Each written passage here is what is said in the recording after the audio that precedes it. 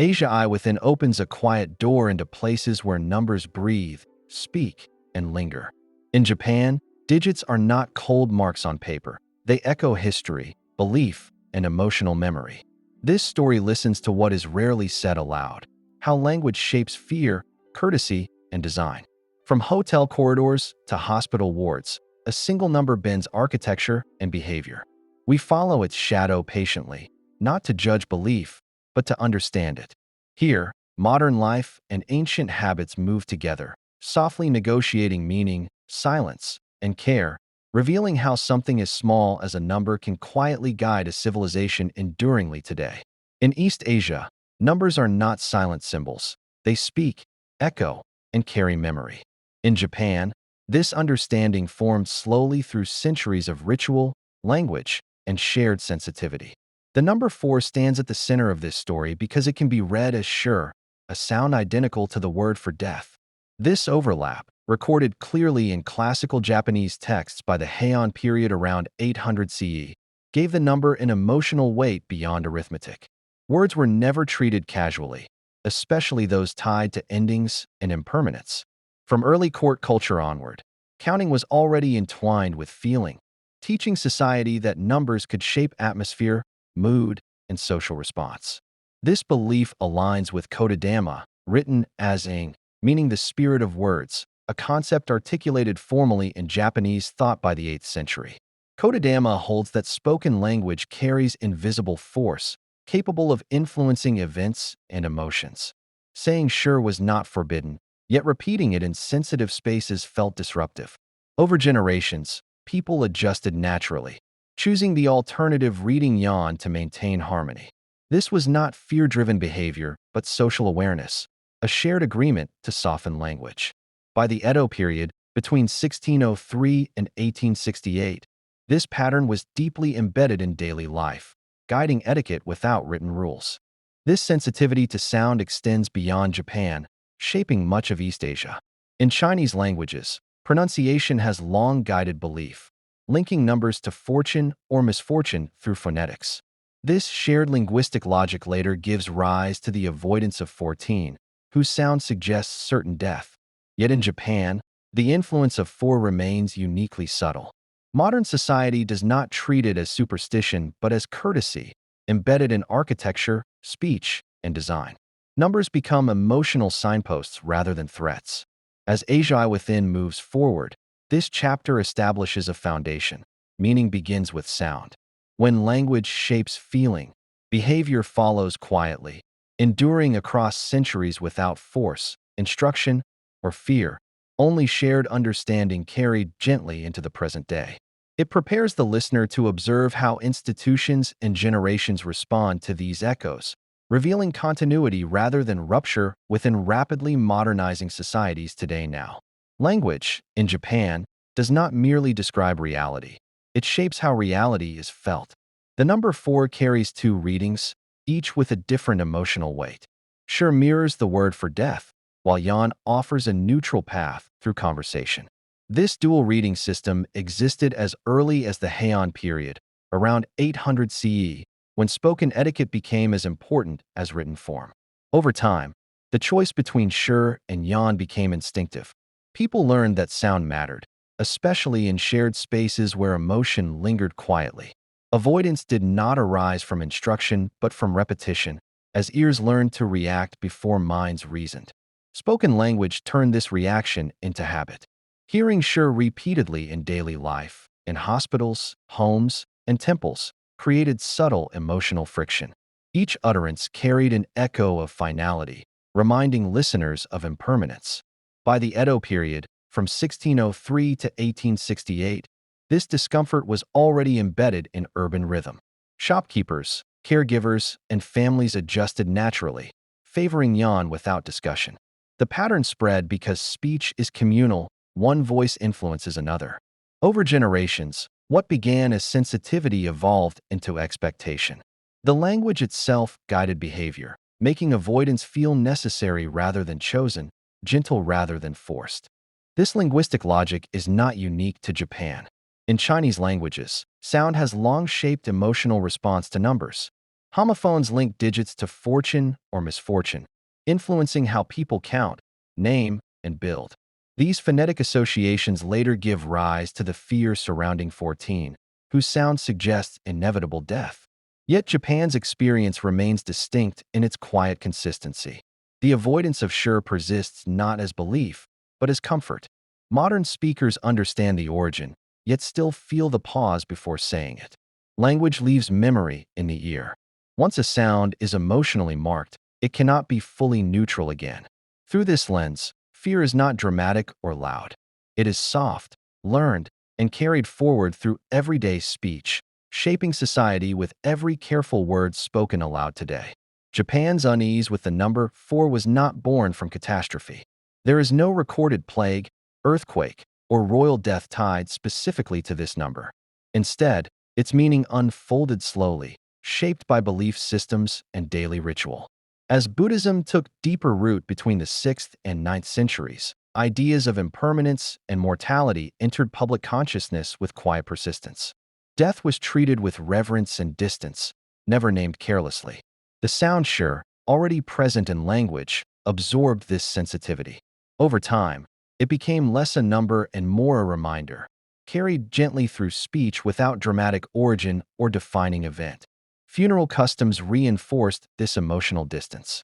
From the Heian period onward, death-related rituals were governed by restraint, silence, and symbolic separation. Words associated with endings were softened or avoided in everyday settings. Court etiquette during the same era reflected similar care. Speech within aristocratic circles emphasized harmony and emotional balance, guiding how people addressed illness and loss. Medical practice, especially during the Edo period, followed this tone, avoiding language that could distress patients. None of these systems declared the number 4 forbidden. They simply shaped an environment where its sound felt unsuitable in delicate moments, allowing habit to take root without instruction. Across centuries, these habits crystallized into social custom. By the late 19th century, as Japan entered rapid modernization after 1868, the avoidance of 4 was already embedded in behavior. It traveled effortlessly into new institutions, architecture, and public life. This evolution mirrors patterns found in Chinese folk belief, where numbers also gain meaning through repetition and sound rather than singular events. In Chinese societies, fear of 14 emerged gradually, guided by pronunciation and communal reinforcement, not historical trauma. Both cultures reveal the same truth. Meaning does not always arrive through drama. Sometimes it forms quietly, shaped by language, ritual, and shared sensitivity. In Japan, fear was never condemned. It was gently set aside. What remains today is not fear, but memory carried forward, a reflection of how societies preserve emotional care through custom rather than command, allowing tradition to breathe alongside modern life, steady and unbroken into the present. In Japan, avoidance of the number 4 becomes visible not in belief, but in built space. Walk through older hotels, hospitals, or residential towers, and the absence quietly reveals itself. There is often no room for, no 4th floor, no bed labeled with that number. This practice began appearing clearly during the early 20th century, as Western-style buildings expanded across Japanese cities after 1910. Architects and planners, aware of public sensitivity, adapted layouts to preserve comfort. Numbers were treated as emotional markers rather than technical necessities. What is missing speaks as clearly as what remains, guiding movement through corridors without explanation. To maintain order, replacements emerged naturally.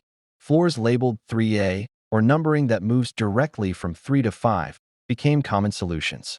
These adjustments allowed logical sequencing while avoiding discomfort.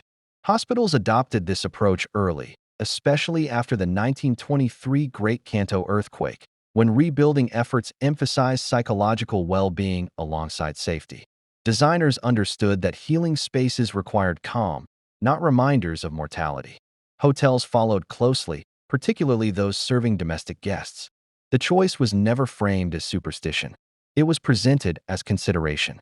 Architecture became a form of quiet language, shaping how people felt without drawing attention to itself. This approach reflects a broader design philosophy in Japan, where harmony often outweighs rigid logic. Emotional ease is treated as part of functionality. If a number unsettles, it is gently removed.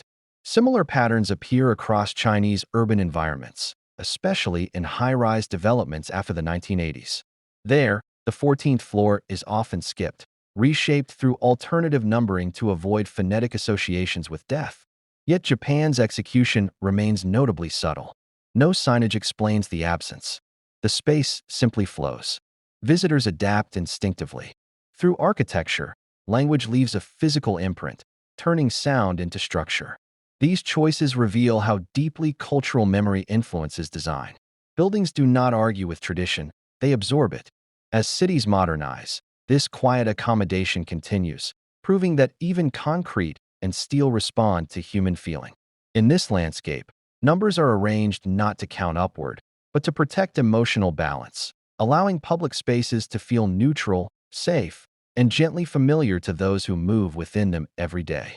In Japan, the avoidance of the number 4 becomes most deliberate in spaces where trust and vulnerability meet. Hotels were among the first modern institutions to adjust numbering practices during the early 20th century, particularly as domestic travel expanded after 1910. For older guests, comfort is shaped as much by atmosphere as by service. A room number is part of that experience.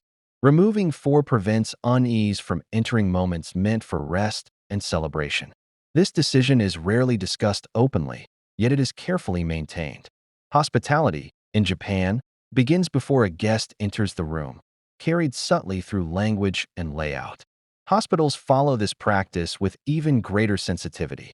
From the post-war period after 1945, Japanese healthcare increasingly recognized the importance of psychological care alongside physical treatment. Bed numbers, wards, and room labels were designed to avoid words that might distress patients or families. The sound sure, echoing death, had no place in healing environments. This was not about belief, but reassurance. Medical spaces aim to reduce anxiety, not introduce it.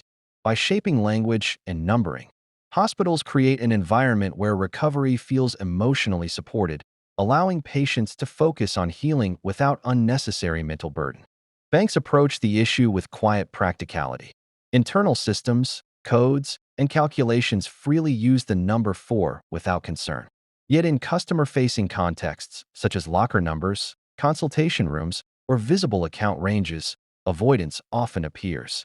This distinction reflects respect rather than superstition. Financial institutions depend on confidence and calm. Any detail that might unsettle a customer is adjusted. Similar practices can be seen in Chinese hospitals and property developments, where numbers like 14, 44, or 414 are avoided due to phonetic associations with death. Across these cultures, the pattern remains consistent. Institutions do not erase numbers out of fear. They reshape presentation to protect emotional stability. In Japan, this careful balance reinforces trust. People may say they do not believe in such things, yet they appreciate the consideration. Respect is felt, not announced. Through these choices, modern institutions continue a centuries-old conversation between language and care, proving that reassurance often lies in the smallest details, quietly guiding how spaces are experienced every day.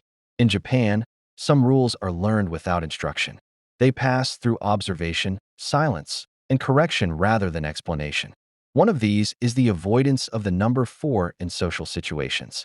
Giving 4 items as a gift is quietly understood to be inappropriate, especially for birthdays, weddings, or visits to the sick. This awareness has existed for centuries, becoming visible in etiquette records by the Edo period, between 1603 and 1868. The rule is rarely spoken aloud. People sense it early, noticing reactions rather than receiving lessons. What feels wrong is avoided without debate. Celebrations follow the same rhythm. When choosing hotel rooms for weddings or milestone events, numbers containing 4 are often bypassed. Hosts do this instinctively, not to protect themselves, but to protect guests from discomfort. When asked why, many struggle to explain. The answer is often vague, shaped by feeling rather than logic. In Japanese society, harmony, known as wa, is valued above personal reasoning. If something risks disrupting emotional balance, it is removed quietly. This approach allows gatherings to flow without tension, preserving shared comfort without demanding agreement or belief. These unwritten rules resemble patterns found in Chinese culture, where gift-giving also follows numerical sensitivity. Sets of 14 or combinations containing 4 are avoided due to phonetic associations with death. As in Japan, the reasoning is rarely discussed openly. People simply know. Across both cultures, etiquette works through collective memory rather than rules written in law. What matters is not whether individuals believe, but whether they care enough to avoid causing unease. In Japan, this sensitivity shapes social behavior gently, reinforcing trust and respect. The absence of explanation is not ignorance. It is refinement. When everyone understands the feeling, words become unnecessary. Through these small acts of consideration, society maintains balance, allowing tradition to survive quietly within modern life. Carried forward through shared awareness rather than instruction, continuing to guide behavior in ways that feel natural and enduring today. Ask ordinary Japanese citizens about the number 4 today, and the answers often arrive with a pause. Many begin with the same phrase, heard across generations: "I don't believe in it, but it's better not to use it." This response reflects modern Japan's practical mindset. People recognize the origin of the avoidance, yet do not frame it as fear. Instead, it appears as habit shaped by upbringing and environment. Since the post-war decades after 1950, daily exposure to these practices in schools, hospitals, and public spaces has made them feel normal rather than remarkable. Generational differences reveal how the meaning has softened over time. Older citizens, especially those born before 1970, often feel a stronger emotional response to the sound "sure." For them, it recalls earlier social norms where politeness and restraint guided speech carefully. Younger generations are more relaxed, yet still aware.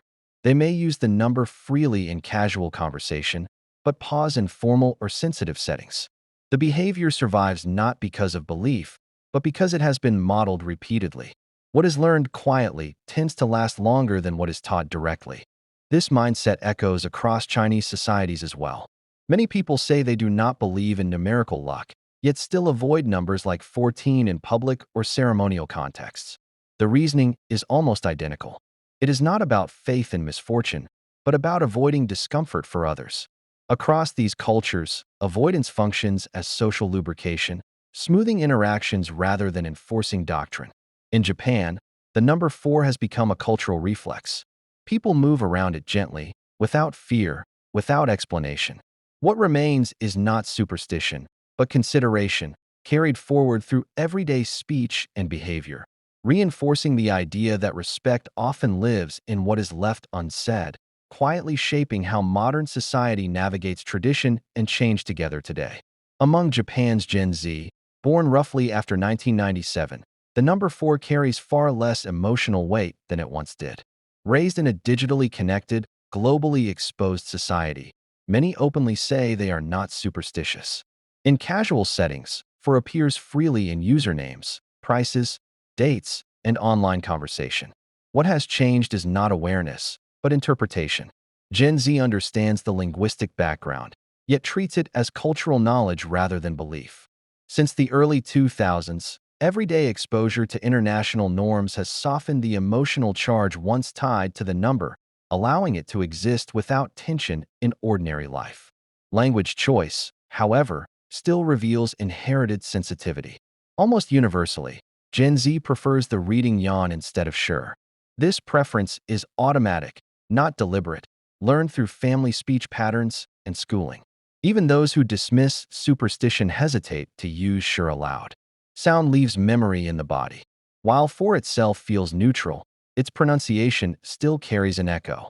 This shows how deeply language embeds cultural memory. Avoidance becomes instinct rather than ideology, guiding speech quietly without requiring belief or explanation. Respect remains strongest in formal environments. Hospitals, weddings, government offices, and ceremonial spaces still command caution. Gen Z follows these norms without resistance, understanding that the choice is about collective comfort. Tradition survives here not as fear, but as politeness. Similar attitudes appear among Chinese Gen Z, who are generally relaxed about numbers in daily life, yet remain careful with 14 in formal contexts. Across both societies, younger generations separate personal belief from social responsibility. They may not feel the old unease, but they recognize its presence in others. In Japan, this balance allows tradition to continue without conflict. Gen Z does not erase the past, it adapts it. By choosing yawn, by respecting sensitive spaces, they maintain harmony while moving forward. The number 4 no longer frightens them, yet it still asks for care.